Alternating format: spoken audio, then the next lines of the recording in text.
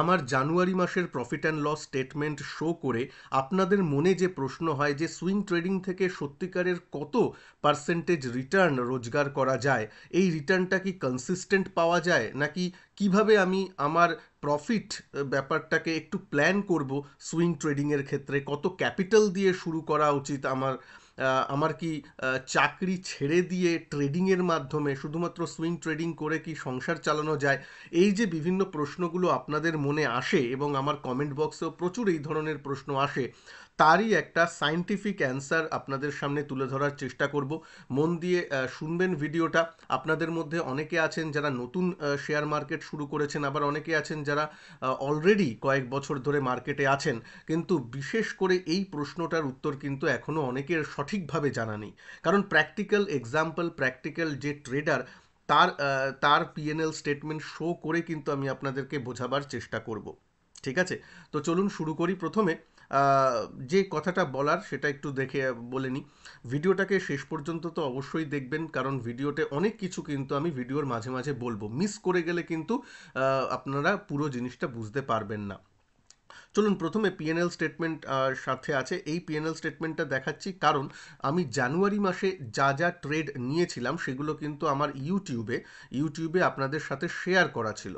এই ইউটিউবের বিগত 2 সপ্তাহের ভিডিও দেখলেই কিন্তু আপনারা বুঝতে পারবেন। আমার ওয়াচ লিস্টও তৈরি করা ছিল এবং সেই ওয়াচ লিস্ট আপনাদের সাথে শেয়ার করা ছিল, এবং সেই ওয়াচ লিস্ট থেকেই কিন্তু 30 to 40 বা 60% স্টকে আমি সেই ওয়াচ লিস্ট থেকেই ট্রেড করেছি। সুতরাং কেন এই মাসের পিএনএল স্টেটমেন্ট শো করে আপনাদের সাথে শেয়ার করছি, কারণ তাহলে আপনারা পুরো প্রসেসটা বুঝতে পারবেন। ঠিক আছে, যে আমি আগে ওয়াচ লিস্ট তৈরি করেছি, যে এখান থেকে ট্রেড নেব, এইসব স্টকগুলো আমি নজরে রেখেছি, তারপর সেই স্টকগুলোতে এন্ট্রি নিয়েছি।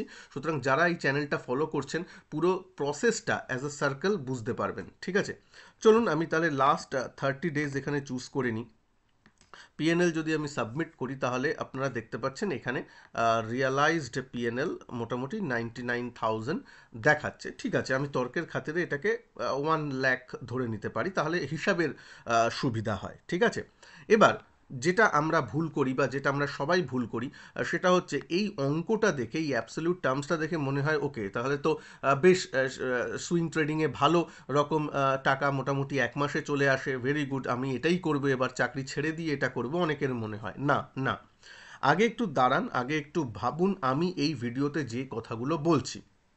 কারণ একটা কথা আমি বলি, যে সবাই সাকসেস এই জিনিসটা, মানে প্রফিটটাকে তো আমরা সাকসেস হিসাবে ধরি অনেকে, যে প্রফিটটা ওই সাকসেসটাই দেখি, কিন্তু সাকসেসটা পাওয়ার পিছনে যে কত পরিশ্রম থাকে সেটা আমরা দেখি না বা করতে চাই না, তাই না? এইটা একটা ব্যাপার হয়। সুতরাং তাই জন্য ভিডিওটাকে মন দিয়ে দেখবেন, আর যেখানে লাইভ পিএনএল স্টেটমেন্ট শো করে আপনাদের সাথে শেয়ার করছি, এটাকে যদি একটু ভালো লাগে প্লিজ একটু লাইক করে দেবেন ভিডিওটা, আর চ্যানেলে নতুন হলে চ্যানেলকে সাবস্ক্রাইব করে বেল আইকনকে প্রেস করে দেবেন, যেখানে আমি বিভিন্ন আমার ট্রেড সম্পর্কে কিন্তু আপডেটস দিলে তার নোটিফিকেশন আপনার কাছে যাতে চলে আসে। যারা এখনও টেলিগ্রাম গ্রুপে জয়েন করেননি, ফ্রি অফ কস্টে টেলিগ্রাম গ্রুপে জয়েন করে নিন, যার লিঙ্ক আমি এই ভিডিও ডেসক্রিপশন বক্সে এবং ফার্স্ট কমেন্ট বক্সে পিন করে দিয়েছি। এবার এইটা পার্সেন্টেজ টার্মসে দেখতে হবে, যে 99 বা 1 লাখ টাকা যে এসেছে, এইটার কত টাকা ক্যাপিটালে মোটামুটি ট্রেডিংটা হয়েছে। মোটামুটি যদি দেখতে যান তাহলে 20L, মানে 20 লাখ মোটামুটি ক্যাপিটালের উপর এটা ট্রেড হয়েছে। তার মানে যদি পার্সেন্টেজ টার্মসে দেখতে যান তাহলে 5%। ঠিক আছে, তাহলে মোটামুটি 5%, কারণ অনেক এবার দেখুন আপনি এটা দেখে মনে হবে মাত্র 5%, এ বাবা, মানে এই এখানে একটা কথা বুঝতে হবে, আপনি যদি একটা জিনিসকে প্রফেশনালি নিতে চান, একটা জিনিসকে যদি সিরিয়াসলি নিতে চান, তাহলে কিন্তু আপনাকে রিস্ক সবসময় কম করে চলতে হবে। মাসে 5% মানে, যদিও এটা মাসে নয়, কারণ ওয়াচ লিস্টও দেওয়া ছিল, সব কিছু দেওয়া ছিল, যদি 2 সপ্তাহে মোটামুটি এই প্রফিট কিন্তু জেনারেট হয়েছে।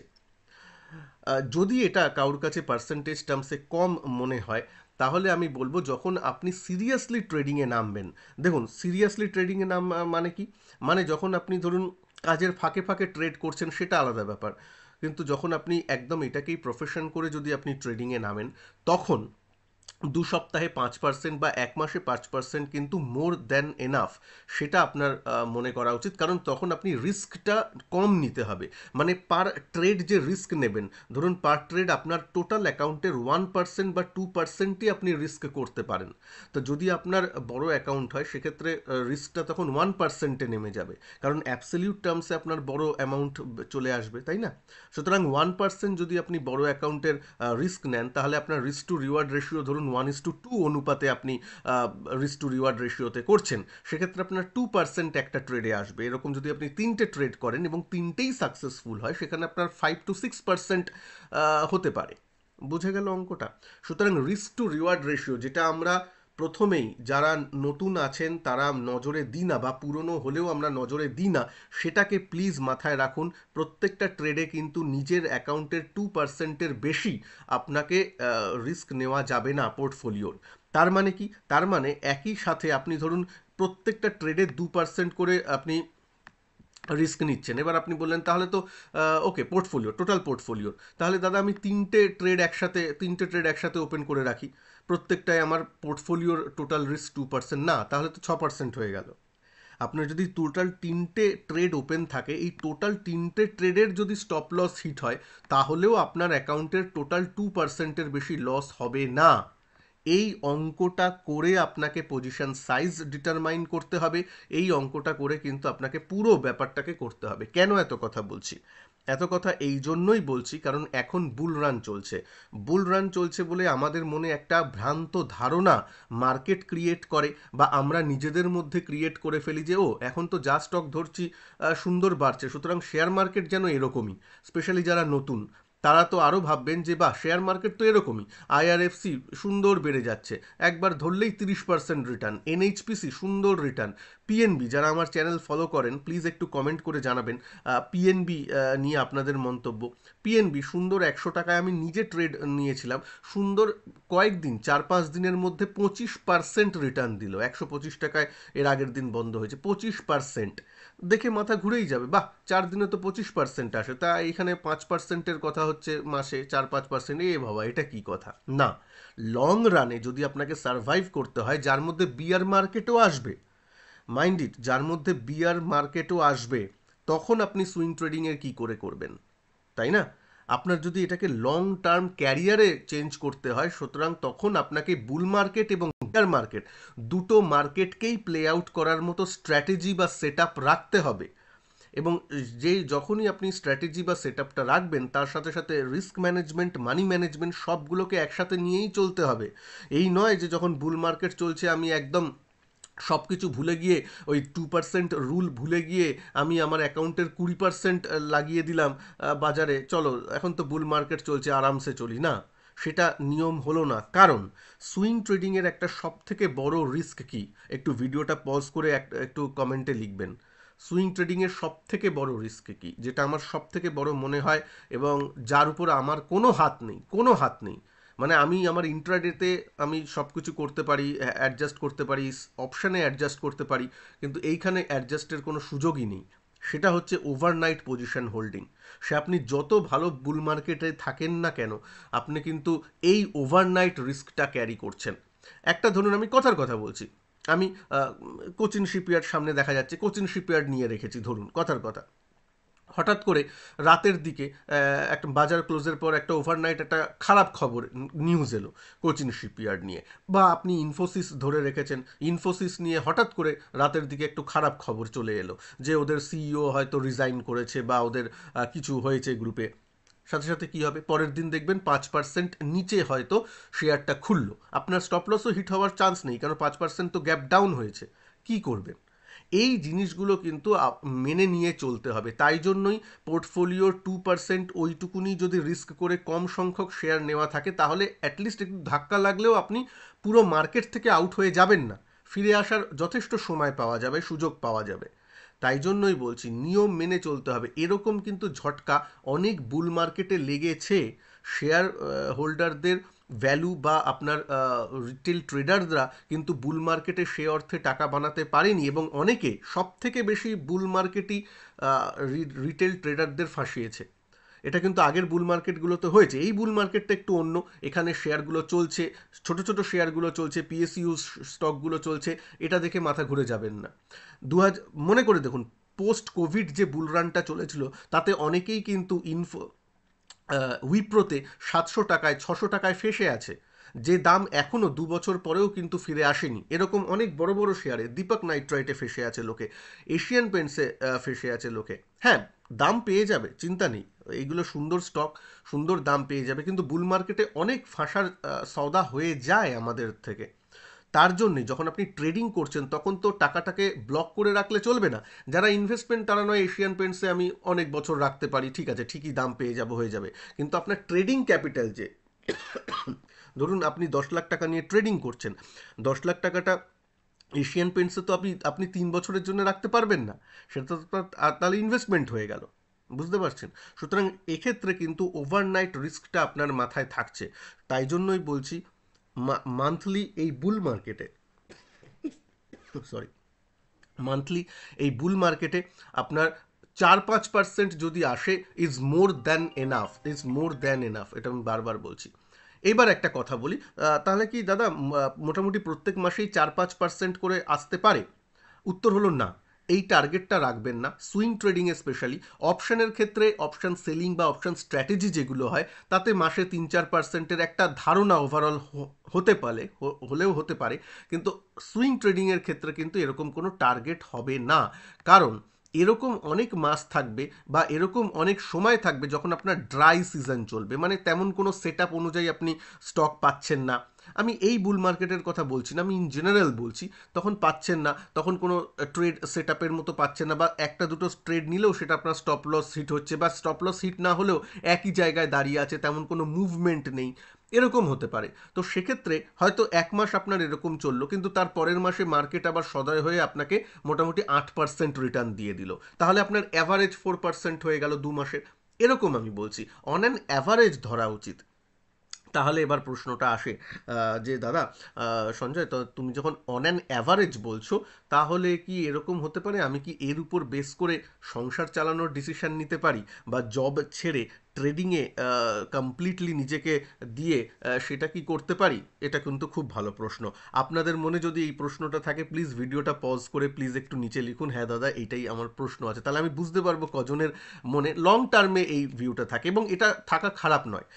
আজকের দিনে নয়, মানে এখনই আপনি শেয়ার মার্কেটে এলেন আর এখনই চাকরি ছেড়ে দিয়ে শেয়ার মার্কেটেকেই ফুল টাইম নেবেন, সেটা হয় না। সেটা আপনার আসছে কেন? যেহেতু আপনি চাকরিটাকে ভালোবাসছেন না, বা যেখানেই যা আমরা চাকরিটা করছি সেই চাকরিতে হয়তো আপনার মনপসন্দ নয়, বা হ্যাঁ, হয়তো চাকরিটা অতটা ভালো হচ্ছে না, তার জন্যে আপনার মনে হচ্ছে, কিন্তু তার জন্যে এই নয় যে আপনি চাকরিটা এখনই ছেড়ে দিয়ে আপনি স্টক মার্কেট থেকে চাকরির সমসাময়িক যে স্যালারি পান তার মতন রোজগার করতে শুরু করে দেবেন না, কারণ আপনি তো শেয়ার মার্কেটে নতুন, শেয়ার মার্কেটে আপনি সবে এসেছেন। প্লাস যারা পুরনো তারাও যতদিন না প্রফিটেবল ট্রেডার হচ্ছেন ততদিন কিন্তু ওই ব্যাপারগুলো মাথায় রাখা ভালো, কিন্তু দুমদাম করে চাকরি ছেড়ে দেবেন না, এইটা আমার রিকোয়েস্ট। এইবার তাহলে লং টার্ম প্ল্যানটা কি করে করবো? একটা তো প্ল্যান চাই, এবং এই প্ল্যানটা থাকা খারাপ নয় যে আমার একটা গোল আছে যে আমি আজকে নয় কিন্তু নেক্সট 3 বছরে বা নেক্সট 2 বছরে আমি আমার চাকরি ছেড়ে দিয়ে একটু ট্রেডিংয়ে আসতে চাই, এরকম আসতে পারে। কেমনভাবে তাহলে নিজেকে তৈরি করবেন ওই 2 বছরে, সেটা আগে শুনে নিন।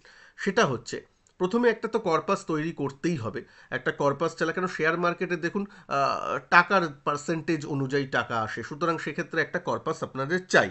এবার কত কর্পাস চাই? এবার নিজের আপনার সংসারের খরচা কেমন বা আপনার লায়াবিলিটিসটা কেমন সেটার উপর ফোকাস করুন, প্রথমে যখন শেয়ার মার্কেটে আসছেন তখন যদি আপনি রিস্ক টু রিওয়ার্ড রেশিওর উপর ফোকাস করুন পার ট্রেড, যে 1:2 রিস্ক টু রিওয়ার্ড নিতে পাচ্ছেন কিনা, 1:3 নিতে পাচ্ছেন কিনা, অ্যাটলিস্ট 1:1 বা তার বেশি আস্তে আস্তে করার চেষ্টা করুন, তার উপর ফোকাস করুন। মানে 10 টাকা আপনি স্টপ লস রাখলে 20 টাকার প্রফিট নিয়ে বেরোতে পারছেন কিনা, সেই ধরনের 1:2। এরকম। তাহলে কোয়ালিটি অফ ট্রেডিংয়ের উপর জোর দিন, নাকি ওই কত প্রফিট হচ্ছে বা লসের উপর। কোয়ালিটি অফ ট্রেডিং, তাহলে কি আপনি শিখবেন। তাহলে কম ক্যাপিটাল নিয়ে শুরু করলেও আপনার 2 বছরের যে জার্নিটা আছে সেটা আপনার ফুলফিল হবে। আপনাকে প্রথমেই 10 লাখ টাকা ক্যাপিটাল নিয়ে আসতে হবে না।